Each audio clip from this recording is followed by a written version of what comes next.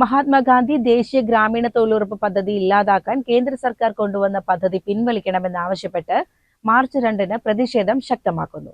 അന്നേ ദിവസം പഞ്ചായത്ത് മുനിസിപ്പൽ തലങ്ങളിൽ കേന്ദ്ര സർക്കാർ സ്ഥാപനങ്ങൾ ഉപരോധിക്കുമെന്ന് NREG വർക്കേഴ്സ് യൂണിയൻ മലപ്പുറം ജില്ലാ ഭാരവാഹികൾ വാർത്താ സമ്മേളനത്തിൽ അറിയിച്ചു. കേരളത്തിന് ഈ ഗ്രേഡിംഗിൽ വലിയ ദോഷം ചെയ്യുന്ന കാര്യത്തിൽ യാതൊരു തർക്കമില്ല. ഗ്രേഡിങ്ങിന്റെ കാര്യത്തിൽ അതേപോലെ തന്നെ സംസ്ഥാന ഗവൺമെന്റുകൾ ഫണ്ട് 40% വഹിക്കണമെന്നുള്ള നിബന്ധന ഇതൊക്കെ ഫലത്തിൽ തൊഴിലുറപ്പ് ഇല്ലാതാക്കുകയാണ് ചെയ്യുന്നത്.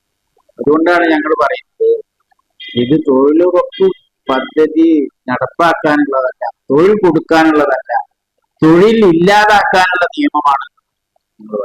പുതിയ നിയമം റദ്ദാക്കി പഴയ നിയമം തന്നെ പുനഃസ്ഥാപിക്കണമെന്നാണ് യൂണിയന്റെ പ്രധാന ആവശ്യം. നിലവിലെ തൊഴിലുറപ്പ് പദ്ധതിയെ പൂർണ്ണമായും ഇല്ലാതാക്കുന്നതാണ് പുതിയ പരിഷ്കാരമെന്ന് ഭാരവാഹികൾ ആരോപിച്ചു. മുൻപ് 226 തരം തൊഴിലുകൾ ചെയ്യാൻ അനുവാദമുണ്ടായിരുന്ന സ്ഥാനത്ത് പുതിയ നിയമപ്രകാരം വെറും 4 മേഖലകളിൽ മാത്രമേ പണി ചെയ്യാൻ കഴിയൂ. ഇത് രാജ്യത്തെ 15.54 കോടി തൊഴിലാളി കുടുംബങ്ങളുടെ ജീവിതത്തെയും തൊഴിലിനെയും ബാധിക്കുന്ന തീരുമാനമാണെന്ന് അവർ ചൂണ്ടിക്കാട്ടി.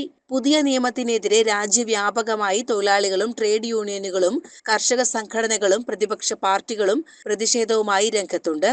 ഇതിന്റെ ഭാഗമായാണ് കേരളത്തിലും ഉപരോധ സമരം സംഘടിപ്പിക്കുന്നത്.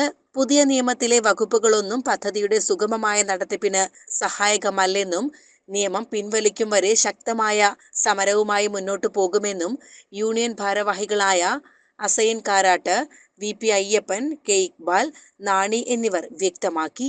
CCN മലപ്പുറം.